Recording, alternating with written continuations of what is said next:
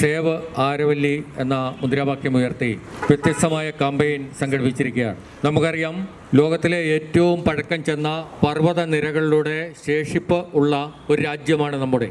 20,000 ലക്ഷം വർഷം പഴക്കമുള്ള പർവ്വതനിരയാണ് ആരവല്ലി പർവ്വതനിര. ഗുജറാത്ത് മുതൽ ദില്ലി വരെ 800 കിലോമീറ്റർ ദൂരത്തിൽ നീണ്ടു നിൽക്കുന്ന ഒരു പർവ്വതനിരയാണ്. നമുക്കറിയാം, കേരളത്തിൽ ഒരു കുന്നിൻ്റെ അളവ് എത്രയാണ് എന്ന് ചോദിച്ചു കഴിഞ്ഞാൽ കൃത്യമായ ഒരു നിർവചനം റവന്യൂ വകുപ്പിന് ഇന്നേ വരെ നൽകാൻ സാധിച്ചിട്ടില്ല. നമ്മൾ കുന്നിടിക്കുന്നു എന്ന കാരണം പറഞ്ഞ് ബഹുമാനപ്പെട്ട ഹൈക്കോടതിയെ, ജില്ലാ കോടതിയെ സമീപിക്കുമ്പോൾ പലപ്പോഴും കേസിൽ നിന്ന് കുന്നിടിച്ചുകൊണ്ട് പോകുന്നവർ രക്ഷപ്പെടുന്നത് കുന്നിൻ്റെ നിർവചനത്തെ സംബന്ധിച്ച് കൃത്യമായൊരു ഡെഫിനിഷൻ നമ്മുടെ കോടതികൾക്കില്ല എന്നുള്ളത് കൊണ്ട് ഇത്ര അടി ഉയരത്തിൽ ഇത്ര വിസ്തൃതിയിലുള്ള ഒരു പ്രദേശം കുന്നാണ് എന്ന് പറഞ്ഞു കഴിഞ്ഞാൽ അത് ഇടിക്കുകയാണെങ്കിൽ അങ്ങനെ ഒരു കേസ് കൊടുക്കാൻ പറ്റും. എന്നാൽ നിലവിലെ കേസുകളെല്ലാം പരാജയപ്പെടുന്നതിന് കാരണം കുന്നിന് കൃത്യമായ നിർവചനമില്ല. അത്തരത്തിൽ ഒരു വലിയ സംഭവമാണ് കഴിഞ്ഞ ഡിസംബർ മാസം 23-ാം തീയതി ദില്ലി സുപ്രീം കോടതിയിൽ നടന്നത്. ദില്ലി സുപ്രീം കോടതിയിൽ ദേശീയ സർക്കാരിൻ്റെ അംഗങ്ങൾ ആരവല്ലി പർവ്വത നിരയുടെ നിർവചനം എന്ത് എന്ന് ചോദിച്ചു കഴിഞ്ഞപ്പോൾ ജിയോളജിസ്റ്റുകൾ കൊടുത്ത മറുപടി അത് നമ്മളെ ആകെ വേദനിപ്പിക്കുന്നതാണ്. ആ മറുപടിയിൽ ജിയോളജിസ്റ്റുകൾ പറയുന്നത് 100 മീറ്റർ ഉയരത്തിൽ ഉള്ള പ്രദേശം മാത്രമാണ് ഒരു പർവ്വത നിരയായിട്ട് കണക്കാക്കാൻ സാധിക്കുക. 100 മീറ്റർ താഴ്ചയിലുള്ള ഒരു പ്രദേശവും പർവ്വതനിരയായിട്ട് കാണേണ്ടതില്ല എന്ന സർക്കാർ വാദമാണ്. ആ സർക്കാർ വാദത്തെ കൃത്യമായി അംഗീകരിച്ചുകൊണ്ടാണ് സുപ്രീം കോടതി പർവ്വതനിരകൾ ഖനനം ചെയ്യാമെന്നുള്ള ഒരു ഉത്തരവ് പുറപ്പെടുവിക്കുകയുണ്ടായി. ഉത്തരവ് പുറപ്പെടുവിച്ച് ഒരാഴ്ചക്കകം തന്നെ ഗുജറാത്തിലും ഹരിയാനയിലും ഡൽഹിയിലും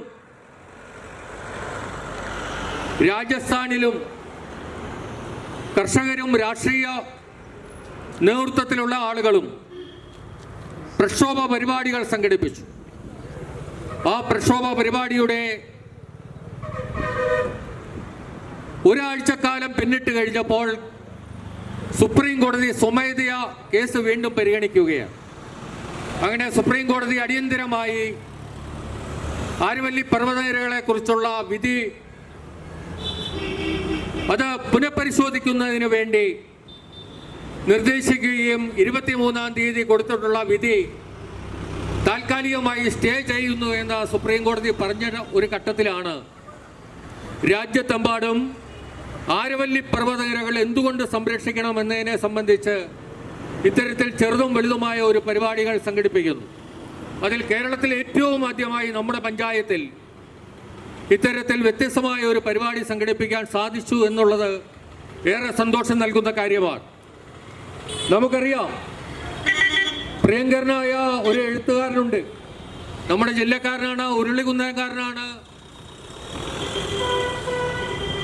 എലിക്കുളംകാരനാണ്, പ്രിയപ്പെട്ട സക്രിയ. സക്രിയയുടെ നോവലുകൾ പ്രസിദ്ധമാണ്, സക്രിയയുടെ കഥകൾ പ്രസിദ്ധമാണ്, സക്രിയയുടെ ഉപന്യാസങ്ങൾ പ്രസിദ്ധമാണ്. എന്നാൽ 10-15 വർഷങ്ങൾക്ക് മുമ്പ് സക്രിയ കൂട്ടുകാരുടെ ക്ഷണം സ്വീകരിച്ച് അമേരിക്കയിലേക്ക് ഒരു യാത്ര നടത്തി. സക്രിയ അമേരിക്കയിൽ അവിടെ ചെന്ന് കഴിഞ്ഞ് ചില ശവകുടീരങ്ങൾ നേരിട്ട് സന്ദർശിക്കുന്നതിന് വേണ്ടിയിട്ടാണ് എത്തിയത്. അതിൽ ഏറ്റവും ആദ്യമായിട്ട് ഒരു ആദിമ നിവാസിയുടെ ശവകുടീരം സന്ദർശിക്കുന്നതിനുള്ള അവസരമാണ് സക്രിയയ്ക്ക് ലഭിച്ചത്. സക്രിയ ആ ശവകുടീരം കണ്ടതിന് ശേഷം ഒരു ചെറിയ പുസ്തകം രചിക്കുകയുണ്ടായി. സിയാറ്റിൻ മൂപ്പൻ എന്നാണ് പുസ്തകത്തിന്റെ പേര്.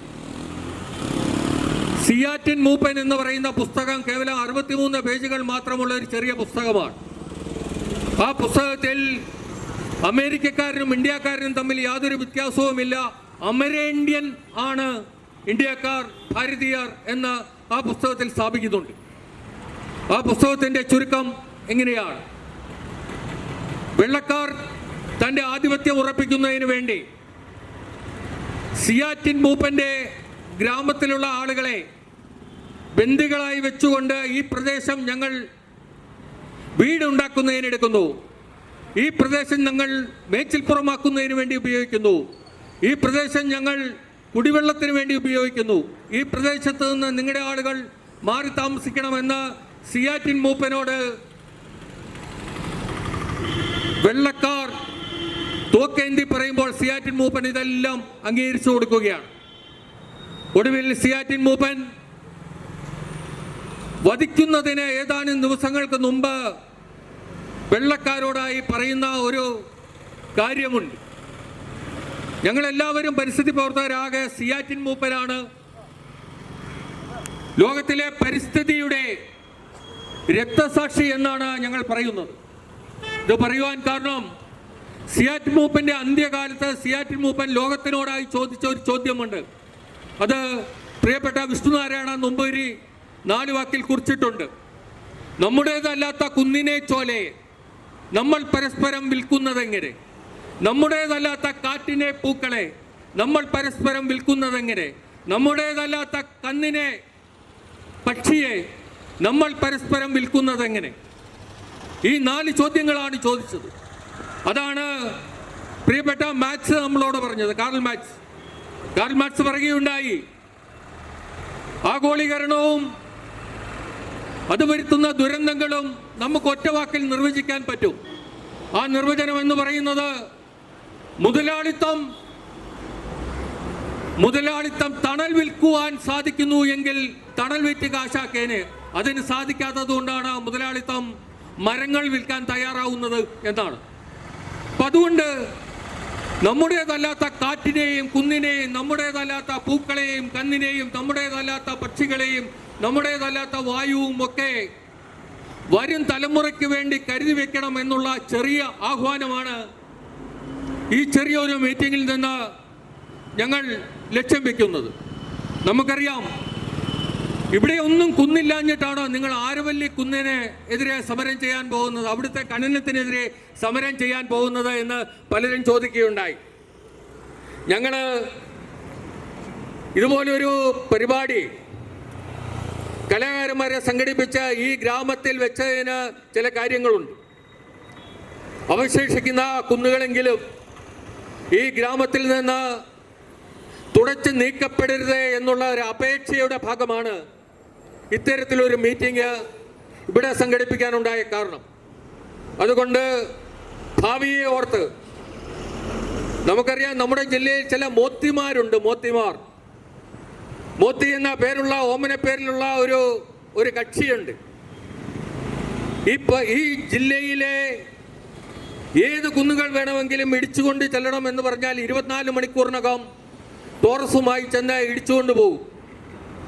പക്ഷേ മോത്തിയെ എല്ലാവരും ദൈവതുല്യനായാണ് കാണുന്നത്. കാരണം ഒരാൾ രോഗിയാണ് എന്ന് പറഞ്ഞ് അവിടെ ചെന്ന് കഴിഞ്ഞാൽ അയാളുടെ ജീവിതകാലം മുഴുവനുള്ള ചികിത്സാ സഹായം മോത്തി നൽകുകയാണ്. അങ്ങനെയുള്ള മോത്തിമാരോട് ഞങ്ങൾക്ക് പറയുവാനുള്ളത്, ഈ വായുവും ഈ ജലവും ഈ അന്തരീക്ഷവും ഈ തണുപ്പും ഈ പച്ചപ്പും വരും നാളേക്ക് കാത്തുവെക്കുക എന്നുള്ളതാണ് പ്രകൃതിയുടെ ആരോഗ്യം. അപ്പൊ അത്തരത്തിലുള്ള പ്രകൃതിയുടെ ആരോഗ്യത്തിനായി മോത്തിമാർ ശ്രമിക്കണം എന്നുള്ള അപേക്ഷയോടുകൂടി ഞാൻ എൻ്റെ അധ്യക്ഷ പ്രസംഗം ഇവിടെ അവസാനിപ്പിക്കുന്നു. കലാകാരന്മാർ ഇവിടെ എത്തിയിട്ടുണ്ട്.